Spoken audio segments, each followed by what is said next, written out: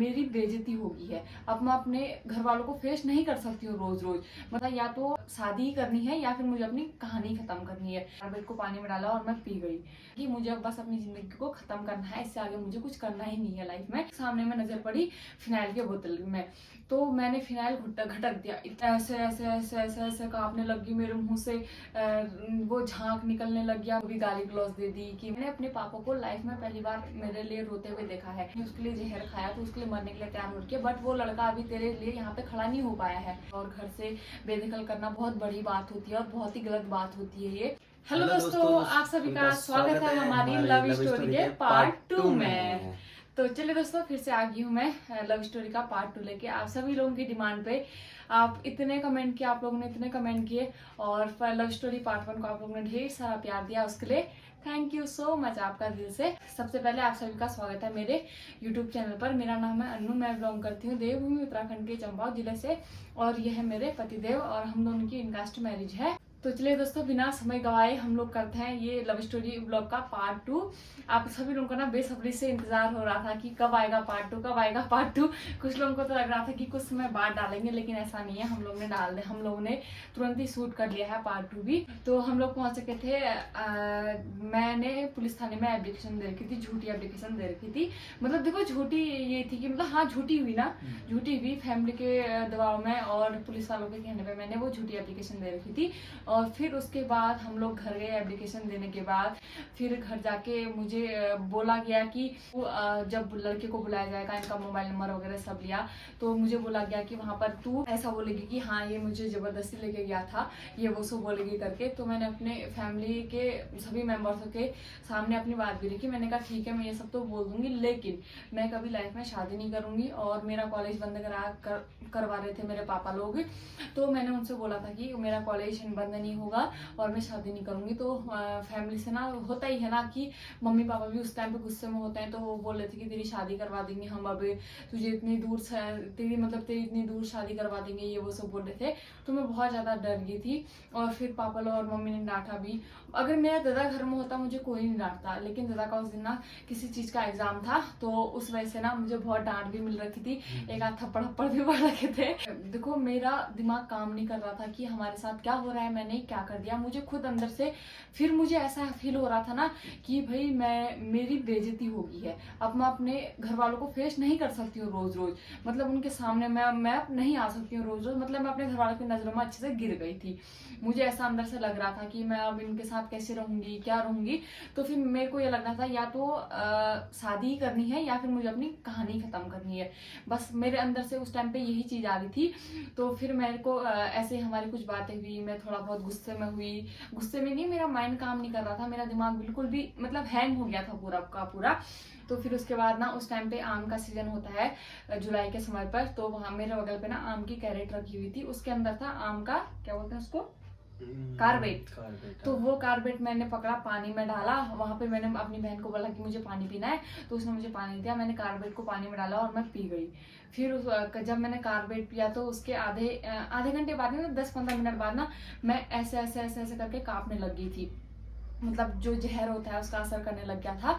उससे फिर मतलब हल्का हल्का सा मेरे अंदर असर कर रहा था वो जहर। और फिर उसके बाद मेरे को टॉयलेट लगी, तो मैंने अपने मम्मी पापा को बुला के मुझे और मेरे मम्मी पापा ने ना मुझे कहीं जाने भी नहीं दिया था, अपने आंखों के सामने रख रखा था कि हम इसको कहीं जाने नहीं देंगे, कहीं कुछ गलत कदम उठा लेगी करके। लेकिन हल्का सा वो मेरी आंखों से दूर हुए, तो मैंने मतलब क्या बोलूं मैं, मतलब बिना कुछ सोचे समझे मैंने वो खा दिया, क्या बोलते हैं उसको, कार्बेट खा लिया। फिर उसके बाद मेरे को अंदर से अजीब सी घुटन सी होने लगी, ऐसे हाथ पाँव से कंपन करने लगे। फिर मुझे टॉयलेट आने लगी, मैं बाथरूम में गई तो मुझे वहां पे दिखा फिनाइल का बोतल। तो मेरे माइंड पे यही बात चल रही थी कि मुझे बस अब मतलब मेरे माइंड पे यही चल रहा था कि मुझे अब बस अपनी जिंदगी को खत्म करना है, इससे आगे मुझे कुछ करना ही नहीं है लाइफ में। और जबकि मेरी उम्र सिर्फ 17.5 साल थी। तो फिर मैं जैसे मैं बाथरूम में गई तो मुझे ठीक सामने में नजर पड़ी फिनाइल की बोतल में। तो मैंने फिनाइल घटक दिया। इतना फिनाइल होगा पूरे डब्बे में, वो सारा मैं घटक गई। और मेरे पापा और मम्मी दोनों मेरे पीछे पीछे आए, दरवाजे के बाहर खड़े हो गए बाथरूम के आगे।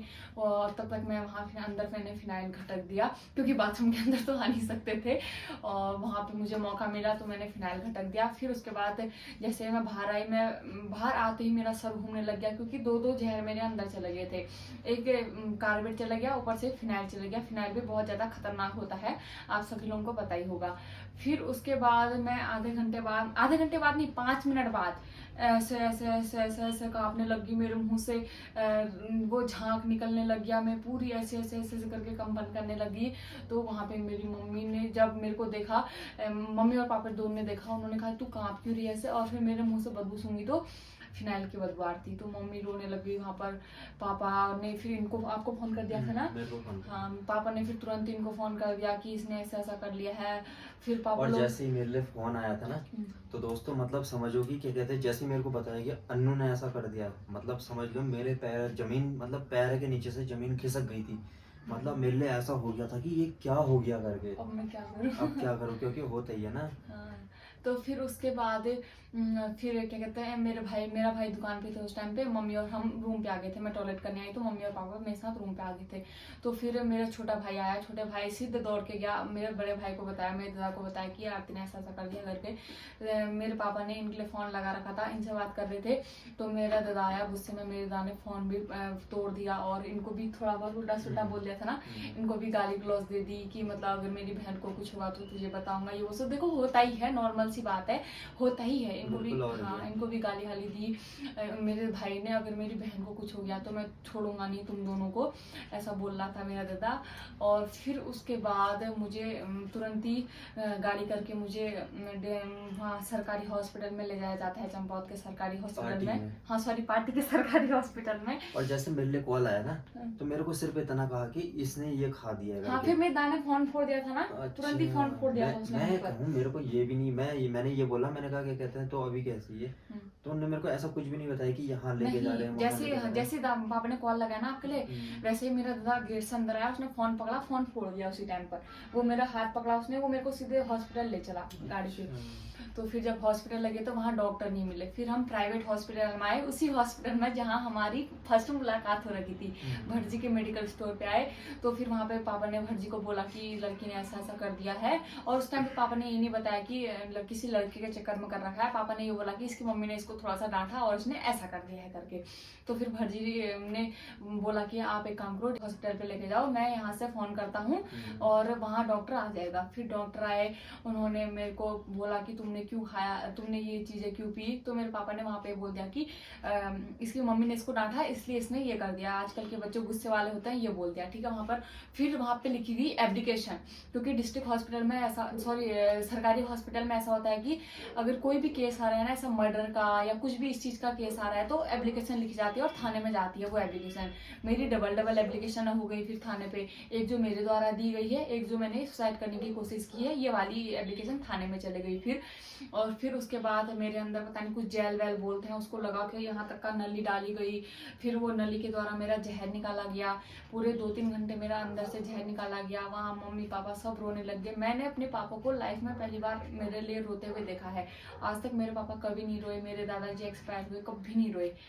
तो मैंने फर्स्ट टाइम अपने पापा को मेरे लिए रोते हुए देखा कि मैं अपने पापा की ना सबसे लाडली बेटी थी। मतलब हम 4 भाई बहन है, पापा सबसे ज्यादा मुझसे प्यार करते थे और मैं सबसे ज्यादा अपने पापा से प्यार करती थी। मैं उतना मम्मी से भी प्यार नहीं करती थी जितना मैं अपने पापा से प्यार करती थी। पापा के हर चीज में, सुबह पापा अगर 5 बजे दुकान पे आ रहे हैं ना, तो पापा के साथ उठ के मैं आती थी दुकान पे। तो मैं ऐसी थी, मतलब पापा के साथ ही रहने वाली थी मैं। लोग लड़कियों को अपनी मम्मी से लगाव होता है, लेकिन नहीं, मुझे अपने पापा से लगाव था। मैं पापा के साथ ही रहती थी, जो काम वो कर रहे हैं वही काम मैं भी करती थी, ऐसी थी। तो फिर उसके बाद जब मेरा जहर वहर निकाल रहे थे, तो 2-3 घंटे तो वहाँ पार्टी के सरकारी हॉस्पिटल में जहर निकाला मेरा। फिर मुझे वहाँ से रेफर कर दिया गया और थाने में मेरी एप्लीकेशन पहुँचा दी गई कि लड़की ने ऐसे सुसाइड करने की कोशिश की है, ये वो सो। फिर जब यहाँ से मुझे चंपावत से ना, मुझे पार्टी से जब चंपावत डिस्ट्रिक्ट में रेफर किया गया, तो फिर जब मैं यहाँ जब हम रास्ते में आ रहे थे ना तो मेरे पापा रो रहे थे कि मैंने तेरे लिए क्या कमी की जो तूने ऐसा किया।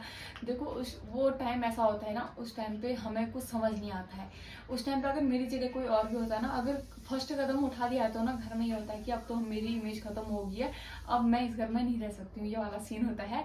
मैं थोड़ी सी इमोशनल भी हो रही हूँ। तो वहाँ पे मेरे पापा रो रहे थे तो मुझे बहुत ज़्यादा बुरा लगा, मुझे अपनी गलती पे बहुत ज़्यादा पछतावा है कि मैंने ऐसा क्यों किया अपनी लाइफ में। तो फिर उसके बाद मुझे यहाँ डिस्ट्रिक्ट में रेफ़र किया गया, फिर मुझे यहाँ एडमिट किया गया। फिर उसके बाद यहाँ मुझे बहुत इंजेक्शन लगे, मेरे अंदर कमज़ोरी भी हो गई थी, मुझे बहुत सारे ग्लूकोज वगैरह चढ़े, बहुत कुछ हुआ। तो फिर रात में मेरे पापा ने इनको कॉल किया कि तू अभी आ करके और अम्मा लड़की तेरे ऊपर सौंपना हो करके। तो फिर इनकी बाइक भी चंपावती थी, बाइक भी नहीं थी घर में। अब आगे तुम बताओ, तुम क्यों नहीं आए? हाँ, तो मेरे पास जैसे क्या कहते हैं पापा का कॉल आया, तो उस टाइम पे मेरे साथ सिचुएशन ही ऐसी क्रिएट हो गई कि ना मेरे पास बाइक थी, और हमारे गांव में क्या था, हमारे गांव में किसी के घर पे मतलब कथा थी, तो वो रात के टाइम पे भजन वगैरह जो हो रहे थे। तो अब मैंने कहा यार करूँगी तो करूँ क्या। तो मैंने हमारे वहीं कमल है, मैंने उसको फ़ोन करा, मैंने कहा कि क्या कहते हैं कमल दा ऐसे ऐसे चंपौज जाना है। मैंने कहा चल दे मेरे साथ। तो उसने बोला यार क्या कहते हैं अभी तो हम लोगों ने थोड़ा बहुत ऐसे ही होता ही है ना, बैठ कहीं पर बैठते तो ड्रिंक वगैरह होती है। तो बोले अभी नहीं हो पाएगा, बोले सुबह को चले जाएंगे।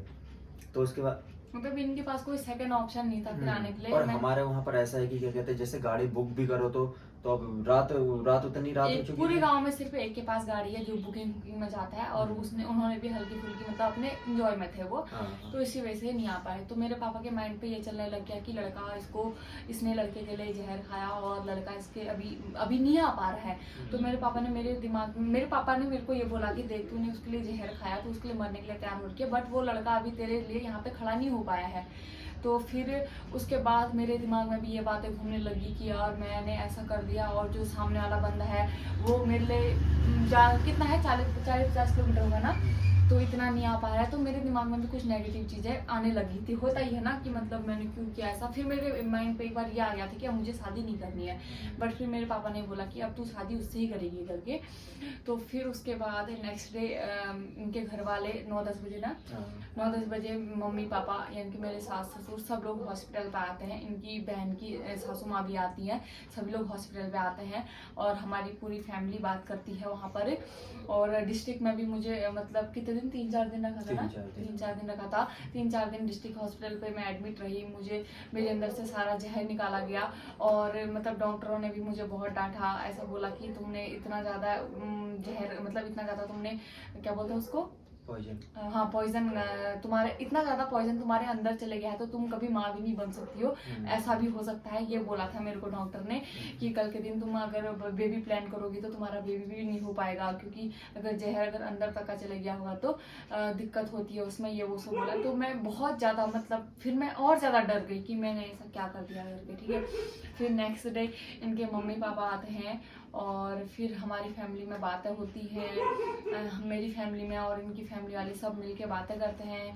तो सारी बातें होती है तो मतलब दोनों फैमिली ने बातें की, और फिर लास्ट डिसीजन हम दोनों के ऊपर छोड़ दिया कि हम दोनों को क्या करना है। और हम दोनों तो पहले से रेडी थे शादी के लिए। तो फिर उसके बाद हम दोनों ने अपनी फैमिली के सामने बोला कि हाँ हम दोनों एक दूसरे को एक्सेप्ट करते हैं और हम दोनों शादी करना चाहते हैं। और फिर वहाँ पे कुछ शर्तें भी रखी गई थी जो कि हमारी फैमिली की अंदर की बात है, वो सोशल मीडिया पे यहाँ पे ऐसे नहीं बोल सकती हूँ मैं, है ना। कुछ और एक बात और, हाँ मेरी सासू माँ लोग जब स्टार्टिंग में आए थे ना, उन्होंने क्या बोला, क्या कहते हैं मैं सुमित को घर से बेदखल कर रही हूँ, बाकी तुम्हें जो करना है कर लो, वो लगा था ना। मतलब हमें बेदखल भी करने वाले थे हमारे घर वाले। फिर सोचो दोस्तों, अगर हम घर से भी बेदखल हो जाते और इतना कमाते भी नहीं है मेरे पतिदेव कि हम कहीं पे अपने अलग से रह पाते।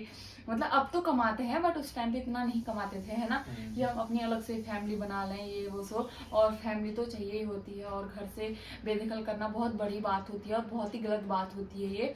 जिसको बेदखल किया है तो ये समझ लो कि उसकी कोई ना तो इज्जत रहती है ना कुछ रहती है, फिर वो ये समझ लो कि उस परिवार का है, परिवार का सदस्य नहीं है वो। बेदखल होने का मतलब तो ये है कि हाँ। जमीन जायदाद और जो भी मतलब हाँ, सब चीज से हटा देना, खत्म हाँ। हो जाता है सब चीज। तो हमारे घर वालों ने हमें बेदखल करने की भी वो किया, हम लोगों को डराया, हाँ डराया, मतलब जैसे मेरे घर वालों ने किया वैसे इनके घर वालों ने भी।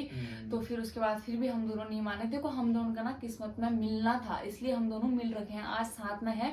मतलब जितना हम खुश रहते हैं ना, देखो ऐसा नहीं है कि हम हमेशा ही खुश रहते हैं, बट जितना खुश रहते हैं ना हम लोग, उसके पीछे हम लोगों ने बहुत गुस्सा है, बहुत गुस्सा है। अपने उस इंसान को दुख दे रखा है जो हमारे लिए उन्होंने कितना कुछ किया, जो हमारे लिए दिन रात खड़े रहे, जिनको हमसे बहुत ज़्यादा उम्मीद थी कि हमारे बच्चे कुछ करेंगे, बट हम ही लोगों ने उनके लिए ये सब किया। तो मुझे अपने किए हुए पे पछतावा भी होता है। तो फिर उसके बाद शादी कैसे की हम लोगों ने, शादी कैसे हुई, वो आप लोगों को नेक्स्ट पार्ट में देखने को मिलेगा। एक तो हमारी वीडियो बहुत लंबी हो जा रही है, तो कुछ और है बीच में अभी तो कुछ बहुत कुछ है ना दोस्तों, ना, मतलब अभी इसमें बताना ना है, बस है इसमें ना। देते हैं। इसका थर्ड पार्ट भी बनेगा दोस्तों। उसमें आप लोगों को हम बताएंगे कि हमारी शादी के लिए फिर लास्ट डिसीजन क्या लिया। उसमें भी बहुत सारी प्रॉब्लम हुई थी, हमें थाने में भेजा गया, फिर हमें थाने से एप्लीकेशन लिखवाई गई ना, बेदखल कर रही है वो आप लोगों को नेक्स्ट पार्ट में देखने को मिलेगा। और कैसी लगी आप लोगों को हमारी यहाँ तक की लव स्टोरी, कमेंट करके जरूर बताना।